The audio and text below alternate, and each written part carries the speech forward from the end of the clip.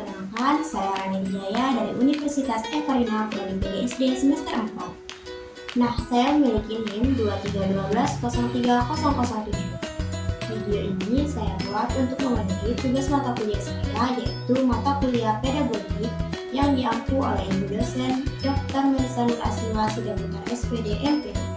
Pada kesempatan kali ini, kita akan belajar cara mendidik sikap kritis anak sekolah dasar. Saya sebagai calon pendidik harus memahami bagaimana cara kita menyikapi dan memberikan arahan kepada siswa kita untuk memiliki sikap kritis.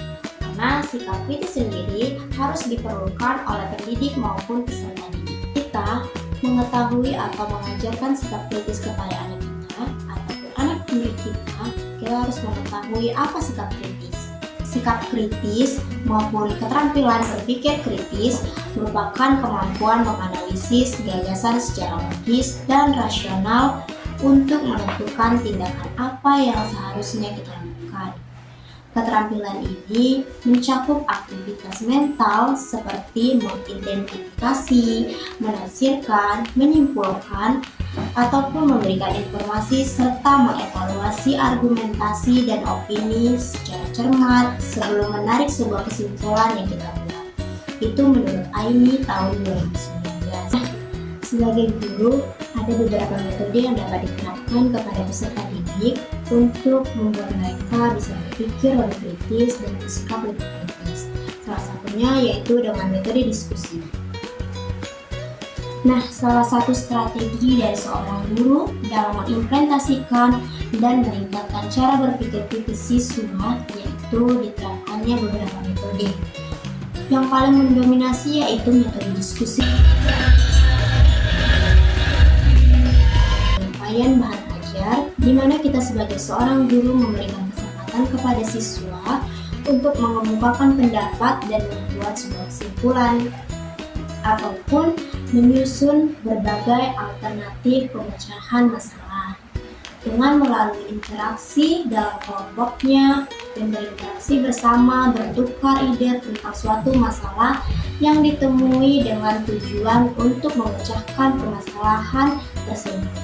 Nah, menangani sebuah persoalan menambah pengetahuan ataupun pemahaman serta dapat membuat suatu keputusan, yaitu menurut Hanum Adrius Dedi 2021. Tujuan dari penggunaan metode diskusi yaitu untuk meningkatkan sebuah persamaan pendapat serta kesepakatan dalam mencari suatu rumusan terbaik mengenai suatu permasalahan yang ada di dalamnya. Metode diskusi juga diartikan sebagai salah satu metode pembelajaran yang menghadapkan siswa pada masalah. Metode ini memiliki tujuan utama yaitu memecahkan sebuah masalah, menjawab sebuah pertanyaan, dan menambahkan serta memahami pengetahuan siswa dalam mengambil keputusan. Berikut menurut Lawe dan kawan-kawan tahun 2021. Adalah kelebihan menggunakan metode diskusi dengan mengajarkan sikap ataupun berpikir kritis kepada siswa. Ada beberapa keuntungan ataupun kelebihan dari metode diskusi itu sendiri. Pertama, memberikan peluang kepada siswa dalam pemecahan masalah secara bersama-sama. Yang kedua, yaitu meningkatkan rasa tanggung jawab siswa terhadap tugas yang diberikan oleh guru. Yang ketiga, setiap anggota kelompok memiliki peluang yang sama dalam memberikan gagasan terhadap permasalahan yang dihadapi. Jadi, kita dapat memberikan arahan kepada siswa bahwasannya di dalam satu kelompok itu adalah tugas bersama. Jadi, siapapun dapat memberikan argumentasi, dapat memberikan pendapat, dan dapat menyampaikan pendapat mereka. Tidak ada yang dipilih lebih tinggi maupun lebih rendah. Keempat, setiap siswa dapat saling melengkapi dan saling mengisi satu sama lain. Yang kelima, suasana kelas menjadi lebih kooperatif dan menyenangkan. Jadi dengan metode diskusi tadi, suasana kelas itu lebih terasa aktif karena tidak hanya menonton kepada guru saja yang memberikan arahan, tetapi para siswa juga ikut serta dalam mencari dan memecahkan masalah. Keenam, peserta didik menjadi aktif dalam pembelajaran. Yang ketujuh, peserta didik terlatih untuk berpikir kritis, sistematis, dan mencari solusi. Nah, tadi topik kita adalah cara kita melatih sikap kritis dari siswa ini. Jadi, kalau misalnya kita sudah menetapkan metode diskusi tadi, mungkin mereka dapat bersama-sama berkumpul memecahkan masalah yang telah diberikan dengan menggunakan argumentasi, mengumpulkan pendapat mereka satu sama lain.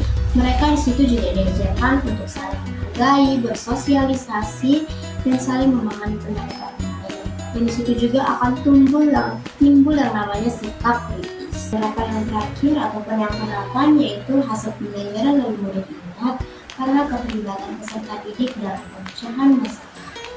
Nah, jadi ada 5 tips agar anak bersikap kritis. Berikut beberapa tips tersebut. Yang pertama, biasakan anak untuk bertanya. Jika kamu mengajarkan anak bertanya ketika dia tidak tahu, maka dia akan membangun kepercayaan dirinya. Ajarkan kepada anak bahwa bertanya bukan suatu kesalahan. Yang kedua yaitu bertanya bagaimana. Nah, jika anak sudah terbiasa untuk bertanya bagaimana, maka anak tidak akan malu lagi untuk bertanya. Dan dengan bertanya, maka anak bisa mengontrol situasi yang dihadapinya dengan pemikiran yang lebih kritis. Yang ketiga yaitu ajarkan anak untuk jangan takut. Ajarkan mereka bahwa kesalahan itu bukanlah suatu kegagalan, melainkan awal dari percobaan mereka. Karena semakin mereka berani mencoba, maka mereka akan mendapatkan lebih banyak pengalaman baru. Yang keempat yaitu ajarkan selalu terbuka.